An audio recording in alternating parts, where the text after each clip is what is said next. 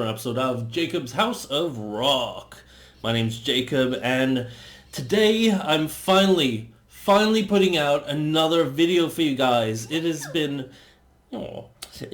quite a long time since I've uploaded anything, and in that time, got a brand new member to the Jacob's House of Rock family. So before we get into it, I just briefly wanted to introduce you guys to Coffee. She's my little puppy. She's a little pomapoo, and she is absolutely fantastic. Aren't you, Coffee? So we're just gonna let her wander off because she's a little bit tired right now. But you might see her in some future videos and just wandering around in the background. Today we have the song reaction, and this is one that I'm so excited about because one of my all-time favorite bands, one that I really haven't mentioned on this channel, but for a very long time I've specifically wanted to do a video on them because they're very underrated and not nearly as well known as they should be, is the Japanese avant-garde black metal band Sigh.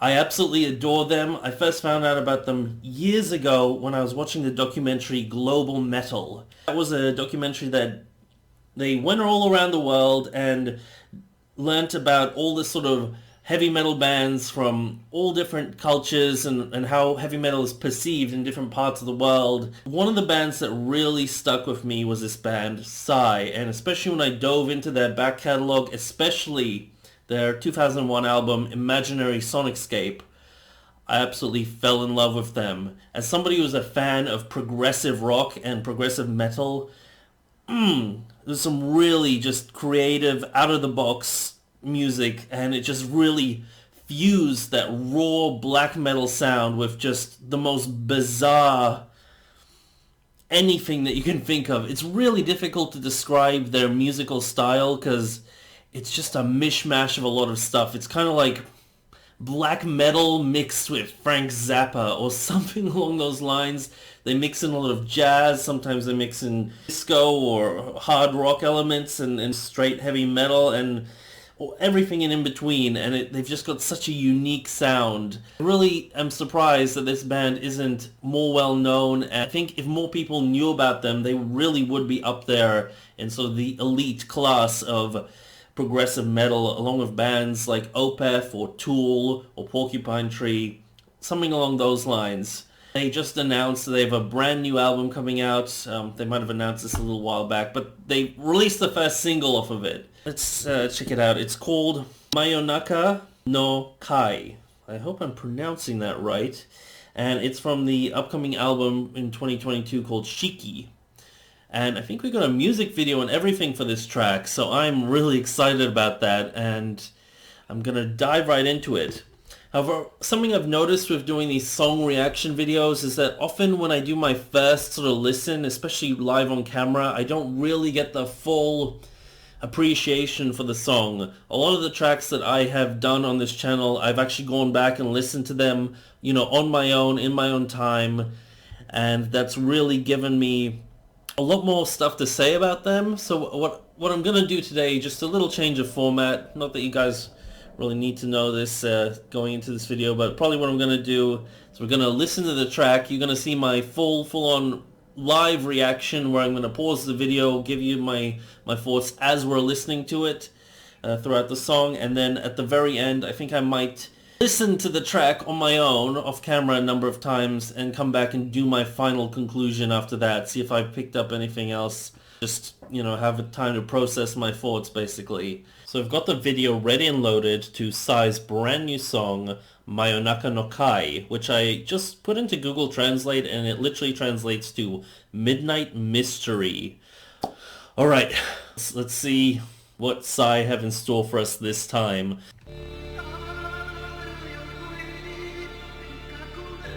Ooh, atmospheric. Got that logo.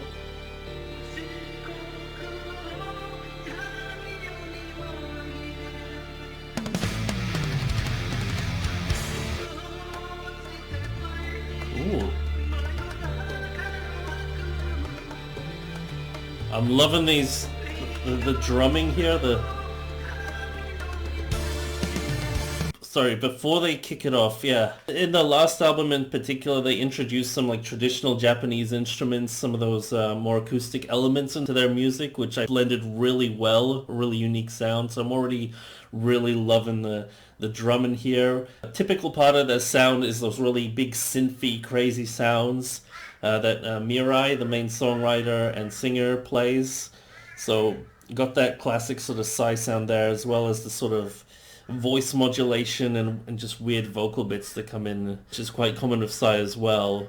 But it's sounding a bit sort of laid back and like it's building up. So I'm really digging that, because a lot of Sigh stuff can just kind of pound at you like a driving train right from the onset. So this is kind of different. So I'm really liking the sound of it so far. But I can tell it's about to go into something interesting. So we're going to just push it back a touch and see where it's going.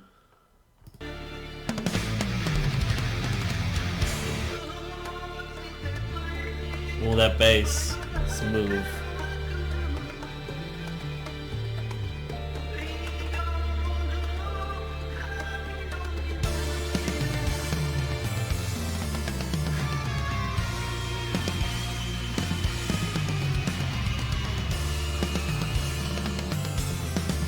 Oh, that's a nice synth sound.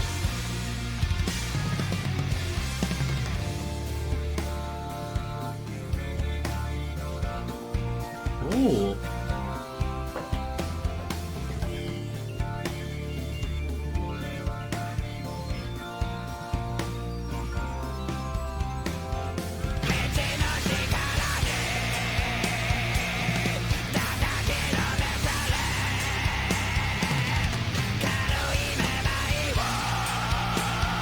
Should have warned you guys. This is one of those bands that they do have the guttural vocals, kind of like earlier Opeth sort of stuff. And actually, speaking of Opeth, this video here actually really reminds me of the same sort of animation style that they had on Opeth's last album, in particular for the song "Dignity" of that album. So this visually is looking really similar, but musically, I don't even know what to say. Sigh is just like that. You got to kind of take it in. But I am really loving the contrast between the sort of smoother, quieter, atmospheric sections and then the more gritty metal, which is, I think, one of the best things about this band that I really love, is they can really add a lot of drama and texture to their music based on that contrast. Let's just keep going. Let's drive it back and touch and keep going. Oh yeah, actually, this bit here, this reminds me of sections on almost all of their albums. They seem to have like a variety of songs where some of them are just sort of more straight black metal, some are a little bit proggy, but they tend to be, you know, very classic rock in their sound, in the way they're produced. But then they have some songs which are just like completely experimental. They sound more like weird electronica, and they really rely on those synths and the voice modulation and all sorts of effects and stuff. And here you can kind of hear a mix of that, especially in this sort of part here with the heavy synth sounds and the voice modulation and stuff like that. But then we go into a more sort of traditional metal rock sound after this.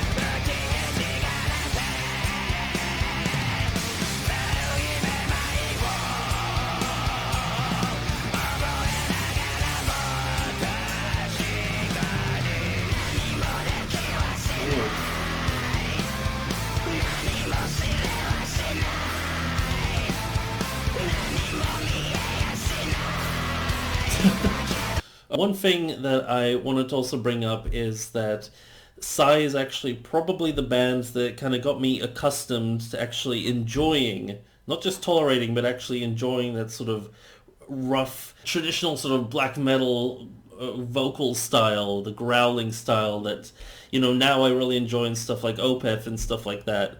But in particular with Psy, it's the kind of the first band where I was able to listen to it and interpret it in the same way as you'd say interpret a heavily distorted electric guitar and enjoy that effect as opposed to like a clean vocal. I think it really succeeds, especially since they do have that heavy use of dynamics with the sort of different tones of the softer stuff and synths and the voice modulation and some other bits like you have in this song, and it all just kind of adds to the whole texture of everything. Not to mention it just really accentuates those really heavy riffs in here. I really need to listen to this song in sort of a longer chunk because you get a lot of appreciation there when you kind of hear the story of it all, as opposed to these like segments I'm doing here. But we'll get to that. We'll get to that.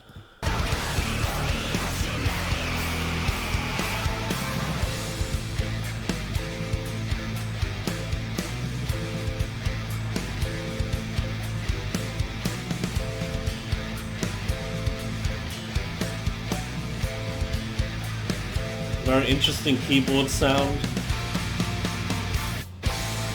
Ooh.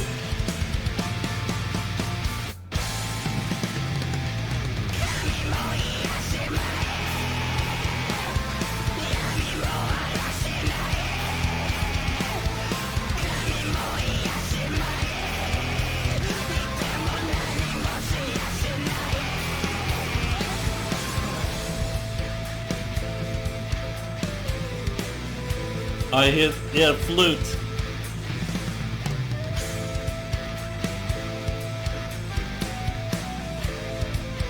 I really like the flute.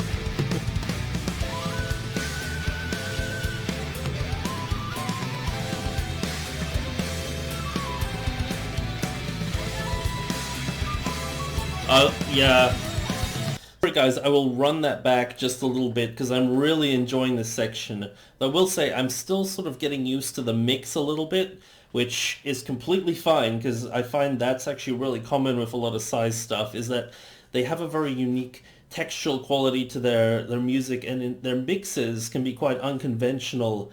And as somebody who has done a lot of DIY experience of actually putting together recordings and mixing and stuff at home, I actually kind of really enjoy that about their stuff because I don't always want stuff to sound the same and for mixes to sound really generic.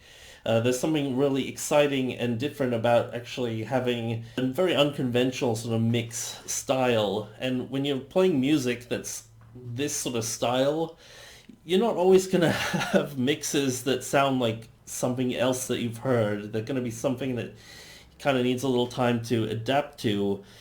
And here I actually really love the sound of the flute and the heaviness of the backing track with it, and the juxtaposition of that is so good, and just the synths and the way it's sort of panned out. Yeah, this is Psy is one of those bands where it's like on the one hand like it sounds so Psy, and you know to expect something weird, but even once you hear it, you got to take a moment to be like, oh, that kind of wasn't what I was expecting.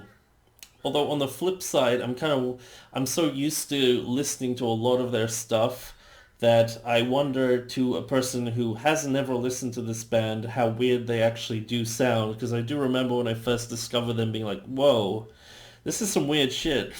And they're one of the bands that kind of inspired me as a musician to really enjoy my music when it does sound unconventional, if that makes sense. Because a lot of the time you're very self-conscious as a musician who's still learning and isn't quite as skilled as you'd like to be. But when you're playing around and just creating stuff that sounds really weird and loose, that's something that I really learned from this band, to kind of go in that direction with my own music, to make stuff sound different and original. I felt a lot more comfortable with that from this band in particular. I'm gonna run this back a little bit because I really enjoy this section with the flutes. This is so far my favorite part of the song.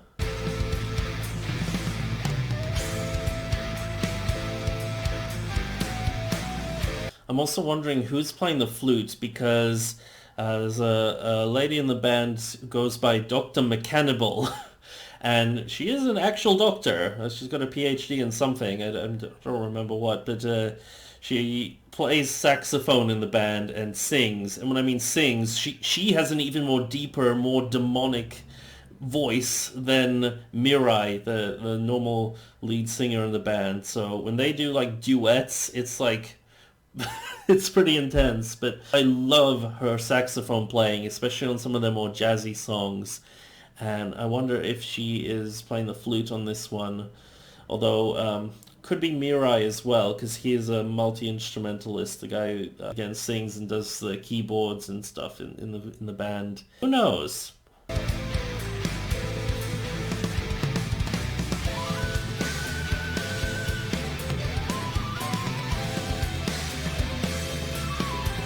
Some strings, background.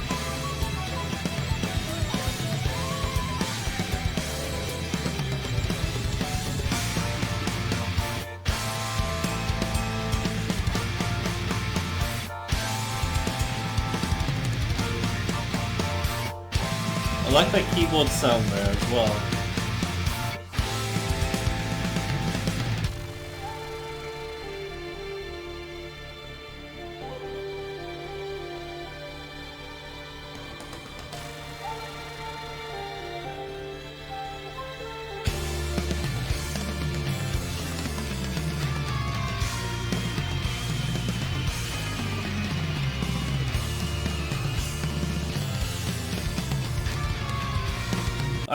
There's something about that keyboard sound there that for some reason reminds me of sections of Jeff Wayne's War of the Worlds, if you guys have heard that album. Very good album, by the way. But, yeah, really digging this section. The visuals are really cool. I love the red trees, just the whole atmosphere of it all. Very solid.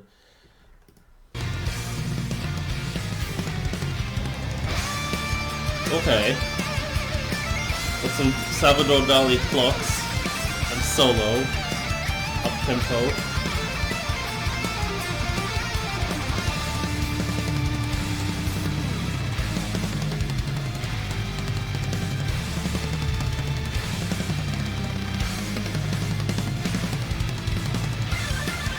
Oh yeah. I love that Hammond organ sound. I'm a complete sucker for anything that has heavy guitars and like a Hammond organ sound. I'm huge fan of Deep Purple, Uriah Heep, stuff like that. So when you got that in a song like this, I'm all for it. I'm all for it. And again, not the first time I have done stuff like that, but it's another reason I really dig this band.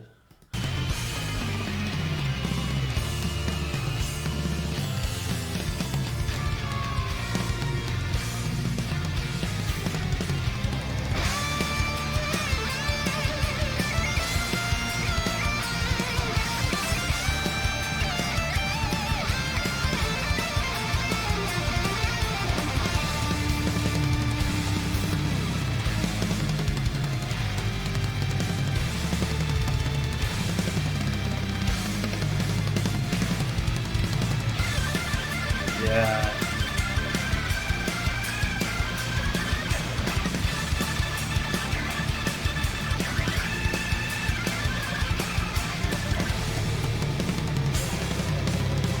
Oh yeah, there's Mirai, I think.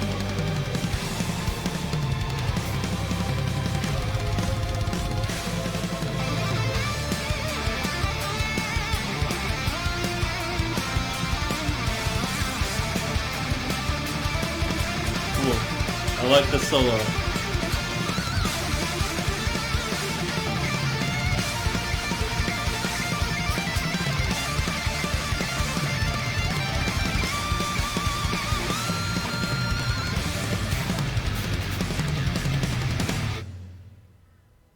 Okay. Oh. The song is actually based on something which actually happened to me on the night of February 19th, 2017. I went to bed around 11:30 p.m. and fell asleep pretty quickly. Then the sound of my watch alarm accidentally disturbed my sleep. So I went to the toilet to take a piss. I checked the clock on the wall and it was exactly 000 a.m. I went back to bed and fell asleep quickly, and again, the watch alarm disturbed me in my sleep. I felt that I had slept for a few hours, so I thought it'd be 3 a.m. or 4 a.m., but the clock on the wall was still pointing at 000 a.m. I suspected the battery was dead or something, so I checked my mobile phone, but it also said 000 a.m. Obviously, I experienced 000 a.m. twice that night. This is no joke or anything, and I'm not a person who easily confuses dreams and reality. I clearly remembered going to the toilet at the first alarm, and I took the watch out of the room after the second one. So neither of these were dreams. This is the first experience in my life which I cannot logically explain at all. It was so scary. If you have a similar story, let me know. And that was, Mirai. Wow. I don't know, guys. I think I've had something similar like that happen to me once or twice. At this point, I don't remember, but I wouldn't be surprised if I actually had something like that happen to me before. But that is really bizarre. Do put in the comments below if you've had something that weird happen beforehand. And kind of wonder, going back to the song, if we can kind of feel this story sort of panning out musically. But about the track itself, so far I'm really digging it. It is so refreshing to hear new music from these guys. I think it's a really solid song by them, but I feel like, yeah, I do need to listen to it and process it a few more times to really sort of take it in. But what I will say is I'm so far really enjoying just the sound of it, the flute in particular. That was a really solid part, and the whole solo section towards the end, really solid, especially that Hammond organ sound. That's something I think we don't have enough of in music these days. So what I'm going to do, I'm going to listen to it a few more times off camera and then come back with my sort of final thoughts for you guys. So I'm back. I've just listened to the song again. I actually listened to it a number of times before filming this little bit. While I was cooking dinner, I made a lovely omu rice, which is a nice Japanese dish with omelette and some tomato rice. Very good.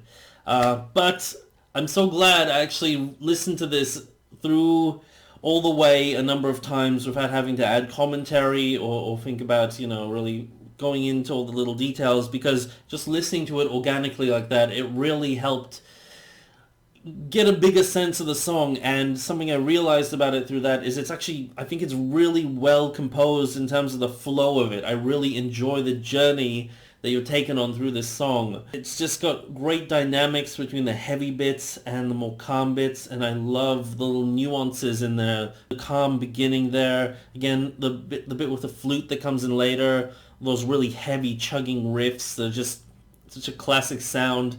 Really good sort of low-tuned heavy riffs. They remind me a lot of Sigh's earlier work from like Hail Horror Hail, that kind of sound, although it's fairly consistent in all their stuff, I guess. But I really enjoyed this song as a whole journey. I guess if I had to nitpick it, and this is actually kind of more of a nitpick for some people who don't really listen to prog, I guess, is you might find it a little jarring, particularly at the point where they have the transition between that calm bit and the solo at the end, where actually the pace of the song moves up all of a sudden.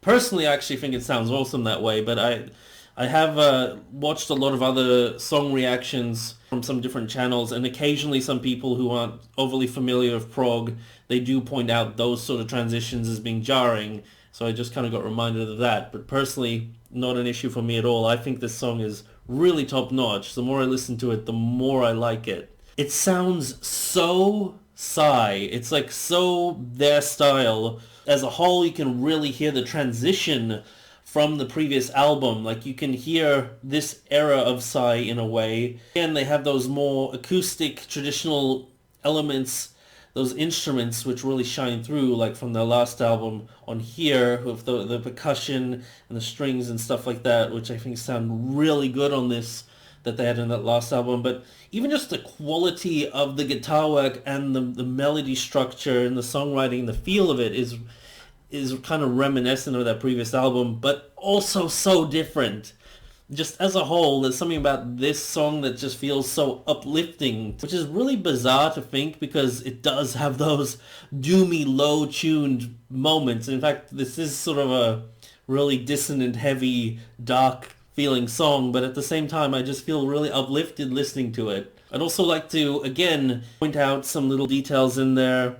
Obviously, the flute work, really nice. I think I've now listened to it enough times. I think by the time I actually went to listen to it for the second time, the mix sat really beautifully. I had no issues with the mix at that point once I sort of knew what we were getting into with the second time, and the flute work and just the percussion and those elements and those calm parts, really beautiful. The riffing stood out, and especially in those calm parts as well. Some of the bass work I thought was really nice. Like, I could hear it, but it was almost more, I could almost more feel it than hear it because it is fairly low in the mix, and I kind of prefer my bass to be a bit louder because I am a bass player myself, about equal bass and guitar player, so I'm not exclusively a bass player, but I do really appreciate good bass work in the music that I listen to, and I though it wasn't prominent, I could hear that there was some stuff going on there that was, if not directly heard, felt that there was some nice stuff going on there.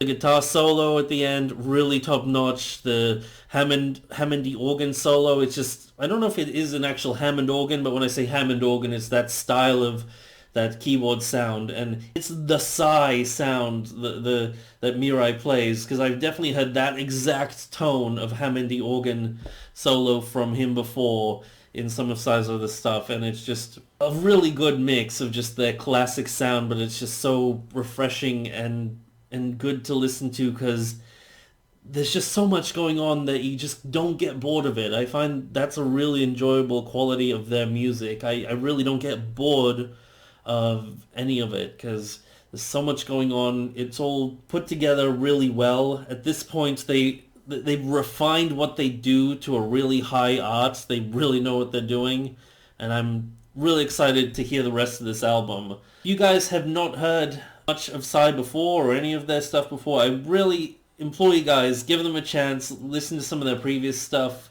Imaginary Sonicscape, that album from 2001, is a must listen to, in particular the Sunset song from that one, if you want to hear like a bizarre combination of different genres of like black metal and samba and disco all put into one song.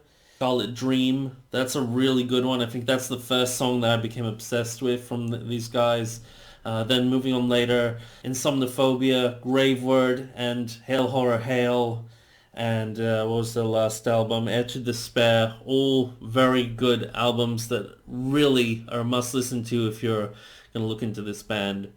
Before we cut away, before I say goodbye, I just wanted to quickly add something. I would have made a separate video on this actually, but I think it's actually been kind of too long. I haven't had enough time to actually put out a separate video about this, so I think it's a bit late to do that. But I still wanted to bring it up because this is about someone who's played in a band very dear and near to my heart, one of my all-time favorite bands. That is Alan White from Yes. He passed away recently, and I normally would have put out a video on that subject, but again, I haven't really been doing videos on this channel for a long time, so I kind of didn't really have time to anyway. But I did want to really bring it up because Yes is one of my all-time favorite bands, and I had the pleasure of seeing them live in 2014 along with Alan White still on drums and Chris Squire, one of my absolute musical idols, still on bass. That was one of my, if not my all-time favorite live concerts I've ever been to. They played the whole album of Close to the Edge and Fragile, along with some of their other songs. Yeah, really sad because I'm a huge fan of Yes. But rock in peace, Mr. Alan White. And I think that's it for the moment. I'm definitely going to make more reaction videos when we get more tracks from this album, or if there's something else that I feel is kind of really interesting to react to. And I've also filmed an unboxing video of a Joyo Bantamp bass amp version of one of the little mini amps, and I was meant to upload that like months ago, like a month or two ago, but I felt that my actual demo at the end of that video wasn't that great because the microphone didn't really pick up the actual sound of the amp because I had to play quiet because of reasons. So I need to re-record that bit, and then I'll edit that together and release it. So if there's some weird jarring moments in that video where I say, oh, I haven't uploaded anything for forever, but I release it just after I upload this video, then you know that's why, because I filmed that one before this one. But yeah, uploading this one first. Anyhows, that's it for this video, guys. Thank you so much for sticking around and hearing my rambling thoughts. I hope to see you in one of my future videos, but until then, keep on rocking. Peace out.